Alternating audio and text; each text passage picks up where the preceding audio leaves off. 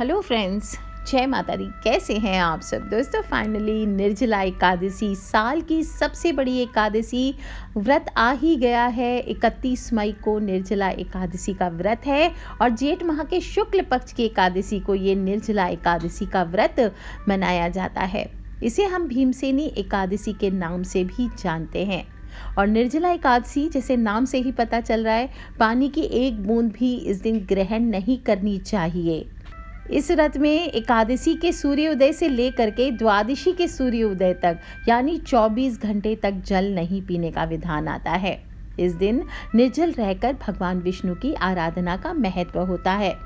कहा जाता है कि इस व्रत को करने से मनुष्य को दीर्घ आयु और मोक्ष की प्राप्ति होती है। और सभी मनुष्यों को अगर हिम्मत हो, आपकी श्रद्धा शक्ति हो, तो आपको निर्जला एकादशी का व्रत अवश्य करना चाहिए। इस बार निर्जला एकादशी का व्रत आपको 31 मई को मनाया जा रहा है। एकादशी तिथि की शुरुआत 30 मई को दोपहर में 1:07 पर हो रही है। एकादशी तिथि का समापन 31 मई को यानी दोपहर को 1:45 पर हो रहा है।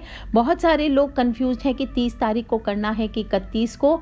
तो आपको बता दूं, सभी को द्वादशी युक्त एकादशी करनी है। निर्जला एकादशी 31 मई को करनी है और इसी का महात्म्य आएगा। जो लोग भी निर्जला एकादशी का व्रत 31 मई को करेंगे वो 1 जून को पारण करेंगे, सुबह 5:24 से लेकर सुबह 8:10 तक। इस दिन सर्वार्थ सिद्धि योग का निर्माण हो रहा है, जो अपने आप में बहुत ही विशिष्ट माना गया है। और सर्वार्थ सिद्धि योग का समय सुबह 5:24 से 6 बजे तक रहने वाला है। तो अपने आप में इस दौरान अगर आप पूजन करते हैं, कोई सर्व सिद्धि मनोकामना है, आपकी विशेष मनोकामना है, तो इस दौरान बैठ करके विष्णु भगवान का पूजन कीजिए, बायना निकालिए। ये बहुत सर्वश्रेष्ठ होता है। कहा जाता है इस निर्जला एकादशी को भीमसेनी एकादशी भी कहते हैं, क्योंकि महर्षि वेद व्यास के अनुसार भीमसेन ने इस व्रत को धारण किया था।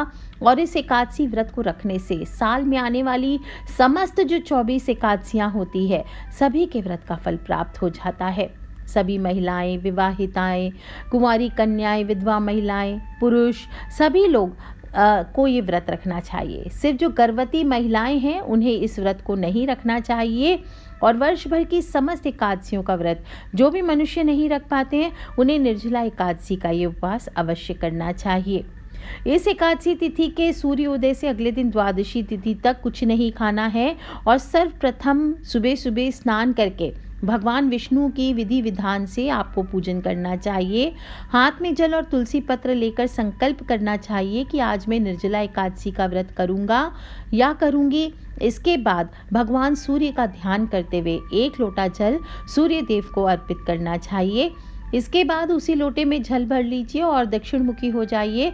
अपने पितृ के निमित्त उनका ध्यान करते हुए ओम सर्वेभ्यो पितृभ्यो नमो नमः, ओम सर्वेभ्यो पितृभ्यो नमो नमः, ये बोलते हुए आपको पितृ पूजा करनी चाहिए। इसके बाद हाथ जोड़ करके ओम नमो भगवते वासुदेव का जप करें। भक्ति भाव से जो कथा मैंने सुनाई है उसको सुनना है और भगवान का कीर्तन करना चाहिए। फिर जल से भरे हुए कलश और उसके ऊपर सफ़ेद वस्त्र को उस पर ढक कर रखें और उस पर चीनी और दक्षिणा रखकर ब्राह्मण को दान देना चाहिए। इसके बाद दान पुण्य आदि करके इस व्रत का विधान पूर्ण होता है। कहा जाता है कि इस व्रत का फल लंबी उम्र, स्वास्थ्य देने के साथ साथ सभी पापों का नाश करने वाला है। और जो भी मनुष्य इस दिन जल का कलश दान करता है, इससे श्रद्धालुओं को वर्ष भर की एकादशियों का फल प्राप्त हो जाता है। कहा जाता है कि एकादशी की रात है तो आपको कुछ कार्य है जो विशेष रूप से नहीं करने चाहिए।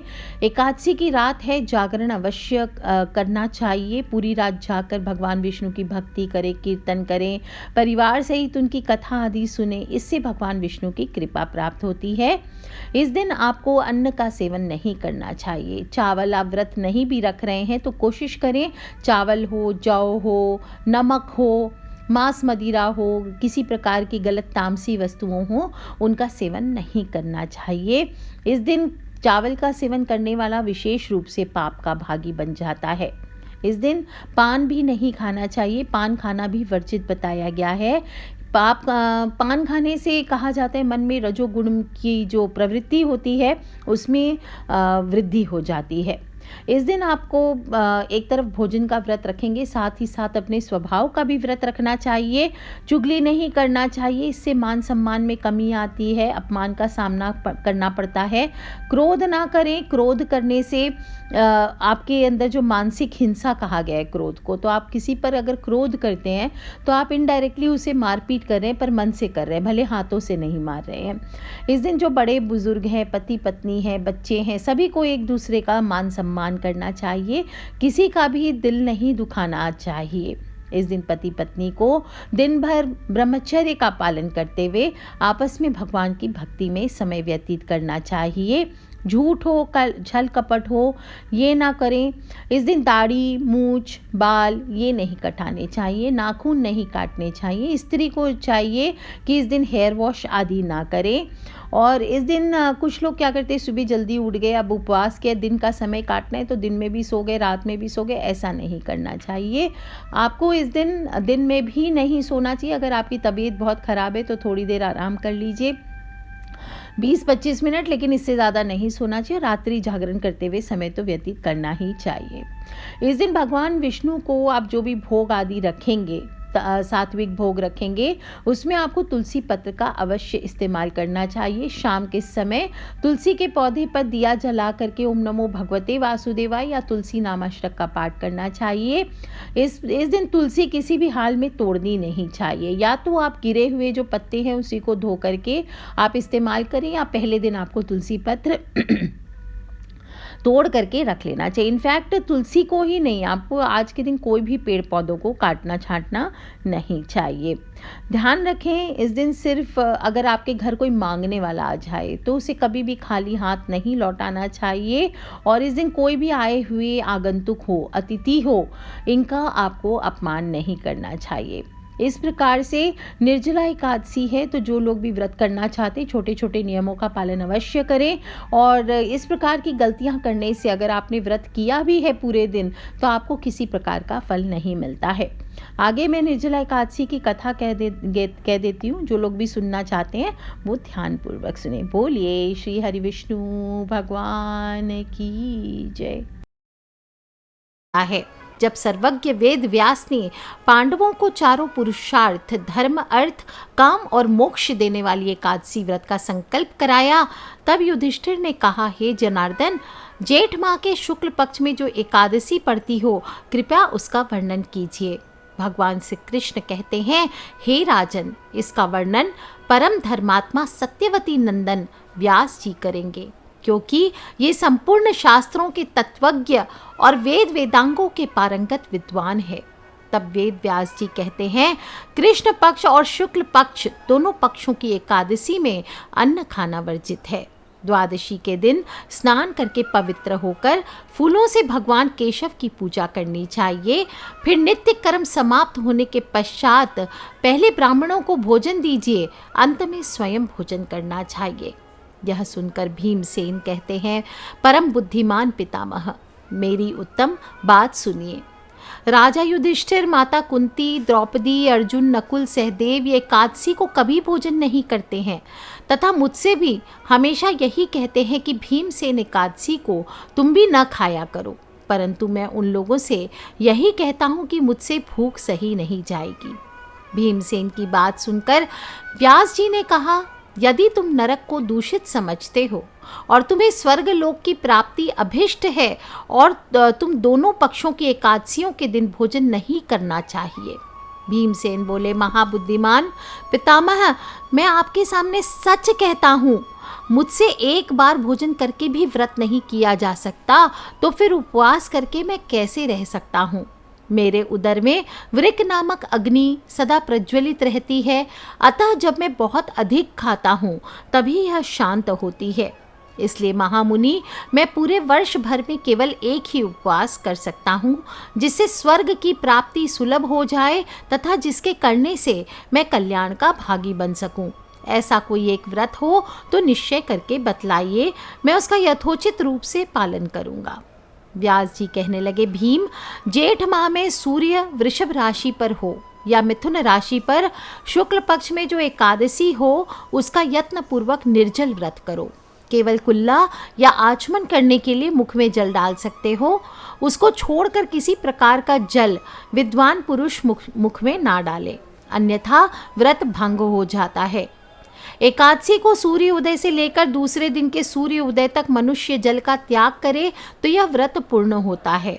तदनंतर द्वादशी को प्रभात काल में स्नान करके ब्राह्मणों को विधि पूर्वक जल और सुवर्ण का दान करे। इस प्रकार सब कार्य पूरा करके जितेंद्र पुरुष ब्राह्मणों के साथ भोजन करे। वर्ष भर में जितनी एकादशियां होती हैं उन सब का फल निर्जला एकादशी के पालन मात्र से मनुष्य प्राप्त कर लेता है, इसमें तनिक भी कोई संदेह नहीं है। शंख हो, चक्र हो, गदा हो, ये धारण करने वाले भगवान केशव ने मुझसे कहा था कि यदि मानव सबको छोड़कर एकमात्र मेरी शरण में आ जाए और एकादशी को निराहार रहे तो वह सब पापों से छूट जाता है। एकादशी व्रत करने वाले पुरुष के पास विशालकाय, विकराल आकृति और काले रंग वाले दंड पाशधारी भयंकर यमदूत भी नहीं जाते। अंतकाल में पीतांबरधारी, सौम्य स्वभाव वाले, हाथ में सुदर्शन धारण करने वाले और मन के समान वेगशाली विष्णु दूत आखिर इस वैष्णव पुरुष को भगवान विष्णु के धाम में ले जाते हैं। अतः निर्जला एकादशी को पूर्ण यत्न करके उपवास और श्री हरि का पूजन करना चाहिए। स्त्री हो या पुरुष हो, यदि उसने मेरू पर्वत बराबर भी महान पाप किया हो तो वह सब इस एकादशी के व्रत के प्रभाव से भस्म हो जाता है। जो मनुष्य उस दिन जल के नियम का पालन करता है वह पुण्य का भागी होता है। उसे एक एक प्रहर में कोटि कोटि स्वर्ण मुद्रा दान करने के बराबर फलों की प्राप्ति होती है। मनुष्य निर्जला एकादशी के दिन स्नान, दान, जप, होम आदि जो भी करता है वह सब अक्षय होता है।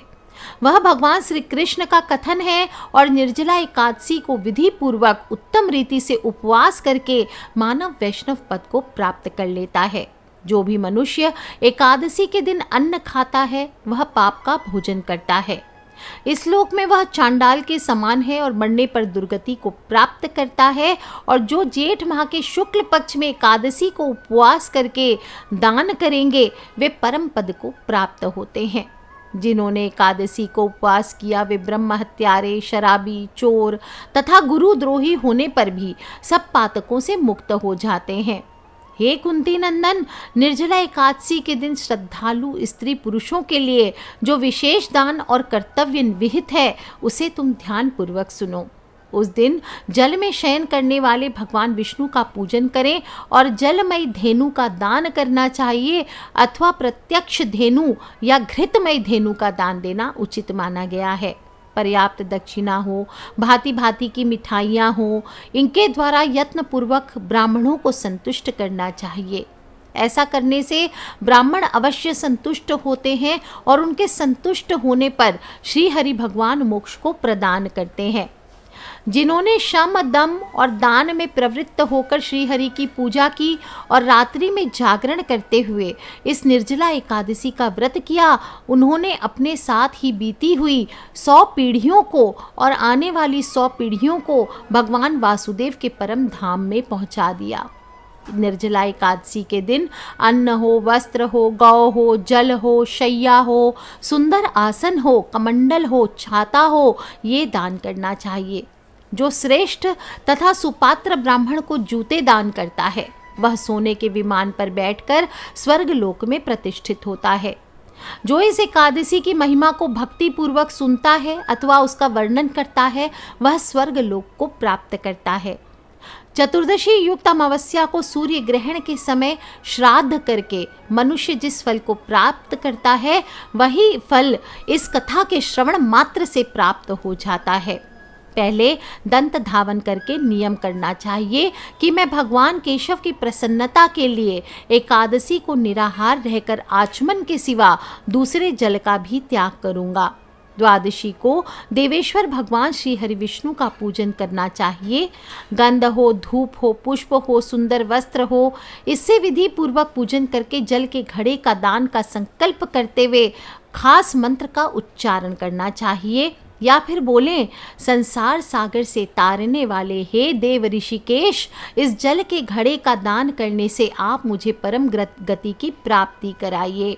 हे प्रभु, मुझे क्षमा कीजिए, मेरी जो भी गलतियां हैं उसे क्षमा कीजिए और मेरे जीवन को सुंदर बनाइए। इस प्रकार से हे भीमसेन, जेठ माह में शुक्ल पक्ष की जो शुभ एकादशी होती है उसका निर्जल व्रत करना चाहिए। उस दिन श्रेष्ठ ब्राह्मणों को शक्कर के साथ जल के घड़े का दान करना चाहिए।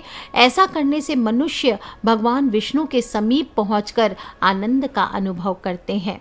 तत्पश्चात द्वादशी को ब्राह्मण भोजन कराने के बाद स्वयं भोजन करें और जो भी इस प्रकार से पूर्ण रूप से इस पाप नाशिनी एकादशी का व्रत करता है वह सभी पापों से मुक्त होकर आनंदमय पद को प्राप्त होता है। यह सुनकर भीमसेन ने भी इस एकादशी का शुभ एकादशी के व्रत करने का संकल्प किया और समय आने पर उसने एकादशी का व्रत नियम पूर्वक पालन किया और तब से यह लोक में पांडव एकादशी और पांडव द्वादशी के नाम से यह व्रत विख्यात हुआ। जेठ माह के शुक्ल पक्ष की एकादशी के ही दिन भगवान श्री हरि कृष्ण ने देवी रुक्मिणी का भी हरण किया था, अतः यह एकादशी रुक्मिणी हरण एकादशी के नाम से भी जानी जाती है। तो अति खूबसूरत एकादशी है, सभी लोगों को इस एकादशी का व्रत अवश्य करना चाहिए और सच्चे दिल से जयकारा लगाए, बोलिए एकादशी मैया की जय, श्री हरि विष्णु भगवान की जय, लक्ष्मी मैया की जय। आज के लिए इतना ही। बोलिए हर हर महादेव शंभो, जयकारा शेरा वाली दा, बोल सांचे दरबार की जय।